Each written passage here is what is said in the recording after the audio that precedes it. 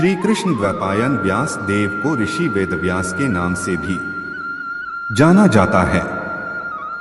वे संजय के आध्यात्मिक गुरु थे। आपके गुरु की कृपा से संजय को दिव्य दर्शन का अलंकरण प्राप्त हुआ था, इसलिए वह हस्तिनापुर के राजमहल में कुरुक्षेत्र की रणभूमि पर हुई घटनाओं को देख सके। यहां संजय ने स्वीकार किया कि यह उनके गुरु की कृपा थी, जिसके कारण उन्हें स्वयं योग के स्वामी श्री कृष्ण से योग के परम ज्ञान का श्रवण करने का अवसर प्राप्त हुआ। ब्रह्मसूत्र पुराण, महाभारत आदि के रचयिता वेदव्यास भगवान के अवतार थे और वे स्वयं सभी प्रकार की दिव्य दृष्टि की शक्तियों से समृद्ध थे। इस तरह से उन्होंने सिर्फ श्री कृष्ण और अर्जुन के बीच हुई बातचीत को नहीं, बल्कि संजय और धृतराष्ट्र के बीच हुई बातचीत को भी सुना। मूलत उन्होंने भगवद गीता का संकलन करते हुए दोनों संवादों को भी शामिल किया। इस प्रकार संजय भगवद गीता के दिव्य उपदेश पर अपने वृतांत के अंत की ओर आता है।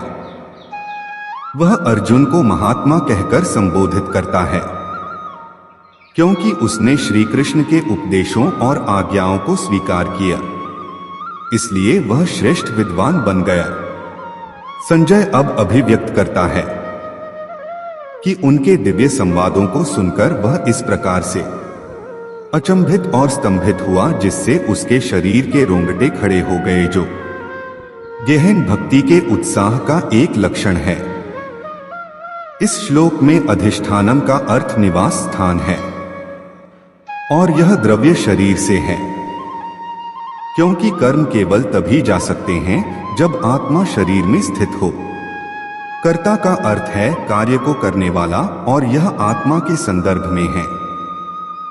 हालांकि आत्मा स्वयं कर्मों का संपादन नहीं करती, बल्कि यह प्राण शक्ति, मन, शरीर और बुद्धि सहित तंत्र को कार्य करने के लिए प्रेरित करती है।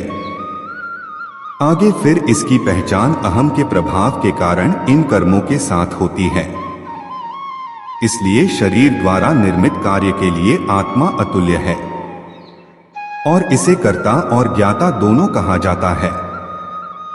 प्रश्नोपनिषद में कहा गया है, एष हि दृष्टा प्रष्टा श्रोता घृत रस्यता मंता बोध कर्ता विज्ञानात्मा पुरुष सपारेक्षर आत्मनि संप्रतिष्ठते 4.9।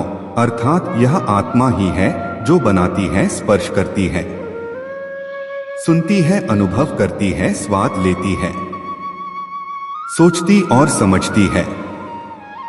इसलिए आत्मा को जाना जाता है और कर्मों का कर्ता दोनों माना जाता है। ब्रह्मसूत्र में भी कहा गया है, ज्योत एव 2 मार्च 2018, अर्थात यह सत्य है कि आत्मा ज्ञात है। ब्रह्मसूत्र में पुनः वर्णित है, कर्ता शास्त्रार्थवत्वात् 2 मार्च 1933, अर्थात आत्मा कर्मों का कर्ता और शास्त्र इसकी पुष्टि करता है।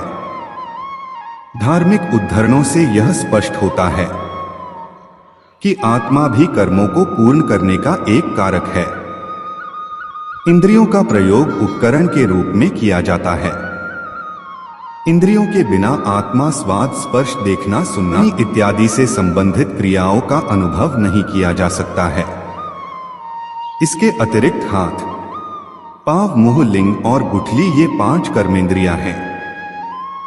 धार्मिक सहायता से ही आत्मा विभिन्न प्रकार के कार्य संपूर्ण करती है। इस प्रकार इंद्रियां भी कार्य को पूर्ण करने के लिए छात्रों में शामिल हैं। व्यवसाय के सभी उपादानों के बाद भी यदि कोई चेष्टा टैब नहीं करता है तो कोई भी व्यवसाय नहीं किया जा सकता है। प्रयास करना अत्यंत महत्वपूर्ण है, जिसके बारे में चाणक्य पंडित ने अपनी नीति सूत्र में उल्लेख किया है। उत्साहवता शत्रुओपि वशीभवन्ति, वास्तव में अर्थात साधन प्रयास के साथ दुर्भाग्य से भी सौभाग्य में परिवर्तित हो जाता है। निरुत्साहादेव दैवं पतिता, अर्थात बिना प्रयास के सौभाग्य भी दुर्भाग्य से परिवर्तित हो सकता है। मूल रूप से चेष्टा भी कर्म का एक अन्य घटक है। ईश्वर शरीर में एक साक्षी के रूप में निवास करता है। मनुष्य के पूर्व कर्मों का आधार वह है।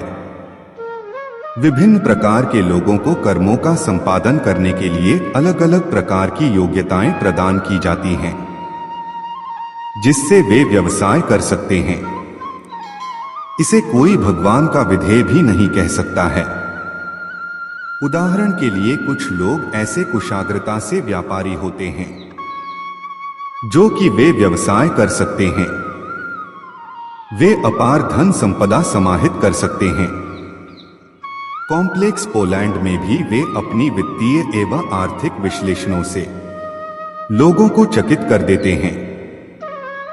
जोखिमों का सामना करते हुए भी वे भाग्यशाली होते हैं।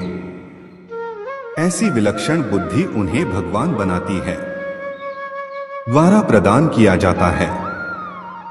इसी प्रकार से खेल, संगीत, कला, साहित्य से संबद्ध अन्य लोग भी भगवान प्रदत्त द्वारा विशिष्ट प्रतिभा से सजीव होते हैं।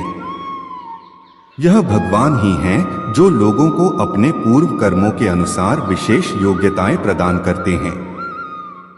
मूलत उन्हें भी मजदूरों के लिए एक कारक के रूप में शामिल किया गया है। अर्जुन को भगवान श्री कृष्ण की कृपा से उनके विराट रूप के दर्शन के लिए दिव्य दर्शन प्राप्त हुए थे, जिसे विरले योगी ही देख सके। श्री कृष्ण ने अर्जुन से कहा था कि वे उन्हें अपना विराट रूप दिखाते हैं, क्योंकि अर्जुन उनके भक्त और सखा थे और इसलिए वे उनके अति प्रिय थे। संजय भी भगवान के विराट रूप को देख सकते थे, क्योंकि सौभाग्यवश वह भगवान की लीला में सूत्रधार की भूमिका का किरदार निभा रहे थे। जीवन में कई बार ऐसे अवसर आते हैं जब हमें अनपेक्षित कृपा प्राप्त होती है।